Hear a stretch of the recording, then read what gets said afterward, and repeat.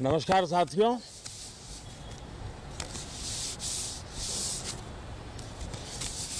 आप भी मौसम का मजा लीजिए।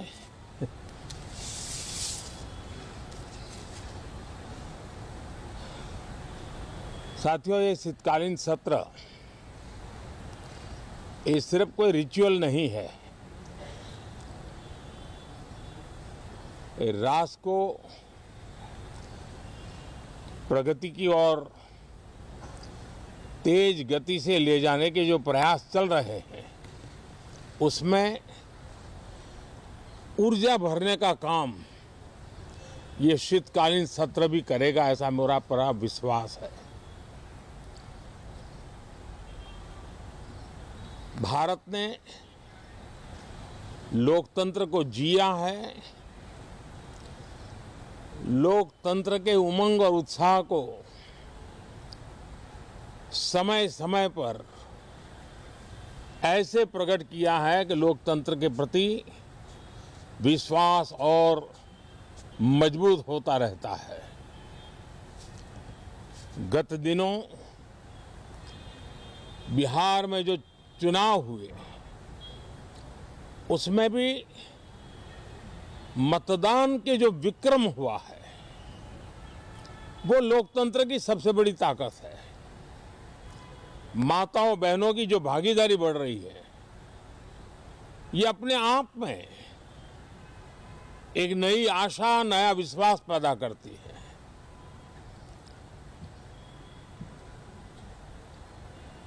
एक तरफ लोकतंत्र की मजबूती और इस लोकतांत्रिक व्यवस्थाओं के भीतर अर्थतंत्र की मजबूती, इसको भी दुनिया बहुत बारीकी से देख रही है। भारत ने सिद्ध कर दिया है डेमोक्रेसी कैन डिलीवर।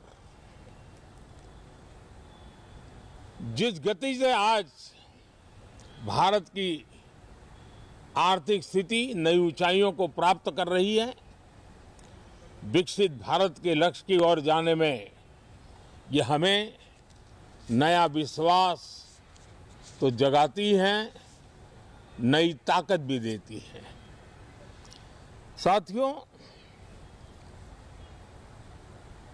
ये सत्र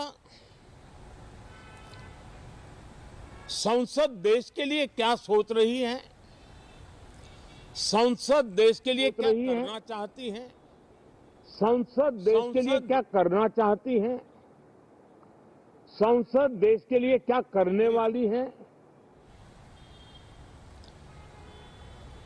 विपक्ष भी अपना दायित्व निभाएं, चर्चा में ऐसे मुद्दे उठाएं, मजबूत मुद्दे उठाएं, पराजय के निराशा में से बाहर निकल करके आए। और दुर्भाग्य है कि एक आध दो दल तो ऐसे हैं कि वो पराजय भी नहीं पचा पाते। और मैं सोच रहा था बिहार के नतीजे इतना समय हो गया है तो अब थोड़ा संभल गए होंगे, लेकिन कल जो मैं बयानबाजी सुन रहा हूं उनकी, तो उसे लगता है कि पराजय ने उनको परेशान करके रखा है। लेकिन मेरा सभी दलों से आग्रह है कि शीतकालीन सत्र में पराजय की बौखलाहट का वो मैदान नहीं बनना चाहिए। और ये शीतकालीन सत्र विजय के अहंकार में भी परिवर्तित नहीं होना चाहिए। बहुत ही संतुलित तरीके से जिम्मेवारी के साथ जनप्रतिनिधि के रूप में देश की जनता का हमसे जो हमें दायित्व दिया है और हमसे जो अपेक्षाएं हैं उसको संभालते हुए हम आगे के लिए सोचें, जो है उसको कैसे अच्छा कर सकें। अगर बुरा होता है तो उसमें सटीक टिप्पणी कैसे कर सकें ताकि देश के नागरिकों का भी ज्ञानवर्धन हो। ये मेहनत का काम जरूर है, लेकिन देश के लिए करना चाहिए। और मैं आशा करता हूं, मेरी एक सबसे बड़ी चिंता रही है पिछले कई लंबे समय से, सदन में जो पहली बार चुन करके आए हैं या जो छोटी आयु के हैं, वैसे सभी दलों के सभी सांसद बहुत परेशान हैं, बहुत दुखी हैं। उन्हें अपने सामर्थ्य का परिचय कराने का अवसर नहीं मिल रहा है, अपने क्षेत्र की समस्याओं की बात बताने का अवसर नहीं दिया जा रहा है, राष्ट्र के विकास की यात्रा में भागीदार बनने के लिए वो अपनी कुछ बात बताना चाहते हैं, उस पर भी रोक लगा दी जा रही है। कोई भी दल हो, हमें किसी को भी हमारी ये नई पीढ़ी के आ रहे नौजवान सांसद, पहली बार आए हुए सांसद, उनको अवसर देना चाहिए। उनके अनुभवों का हमें सदन को लाभ मिलना चाहिए। इस नई पीढ़ी के अनुभव सदन के माध्यम से राष्ट्र को भी लाभान्वित करेंगे। और इसलिए मेरा आग्रह रहेगा कि हम इन चीजों को गंभीरता से लें। ड्रामा करने के लिए जगह बहुत होती है, जिसको करना है करते रहें। यहां ड्रामा नहीं, डिलीवरी होनी चाहिए। नारे के लिए भी जितने नारे बुलवाने हो, पूरा देश खाली पड़ा है। जहां पराजित होकर के आए वहां बोल चुके हो, जहां अभी पराजय के लिए जाने वाले हो वहां भी बोल दीजिए।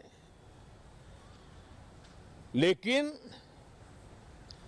यहां तो नारे नहीं, नीति पर बल देना चाहिए, और वो आपकी नीयत होनी चाहिए।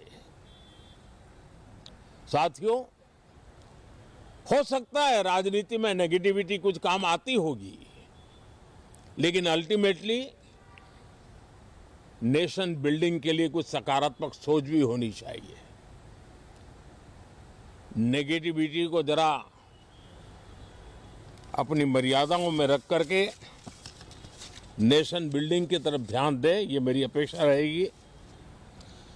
साथियों, ये शीतकालीन सत्र एक और कारण से भी महत्वपूर्ण है।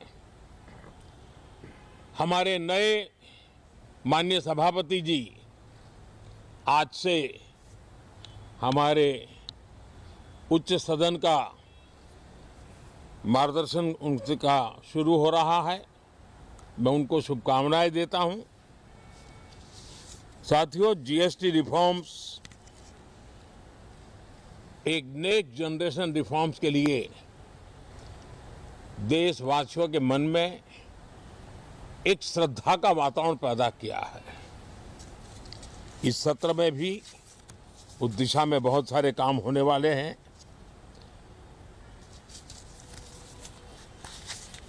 हमारे देश का एक हमारे मीडिया के मित्र कभी अगर एनालिसिस करेंगे तो उनको ध्यान में आएगा कि पिछले कुछ समय से हमारे सदन को या तो चुनावी का वार्मिंग अप के लिए उपयोग किया जा रहा है, या तो पराजय की बौखलाहट करने को निकालने के लिए उपयोग किया जा रहा है।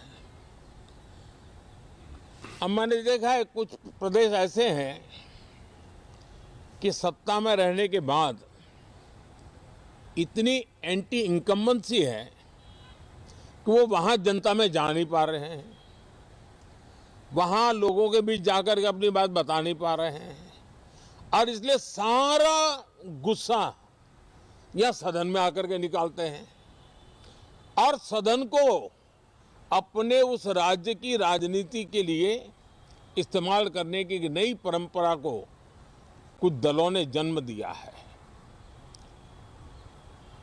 अब उन्होंने एक बार चिंतन करना चाहिए कि पिछले 10 साल से ये जो खेल खेल रहे हैं, देश स्वीकार नहीं कर रही है इन पद्धतियों को। तो अब थोड़ा बदलें, अपनी रणनीति बदलें। मैं टिप्स देने के लिए तैयार हूं उनको कैसे परफॉर्म करना चाहिए, लेकिन कम से कम सांसदों के हकों पर तराप मत लगाइए। सांसदों को अभिव्यक्ति का अवसर दीजिए। अपनी निराशा और अपने पराजय पे सांसदों को बलि मत बनाइए। मैं आशा करता हूं कि इन जिम्मेवारियों के साथ हम सब चलें, लेकिन मैं देश को विश्वास देता हूं कि राष्ट्र प्रगति की राह पर चल पड़ा है।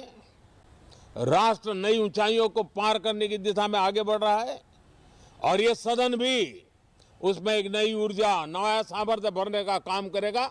इसी विश्वास के साथ बहुत बहुत धन्यवाद।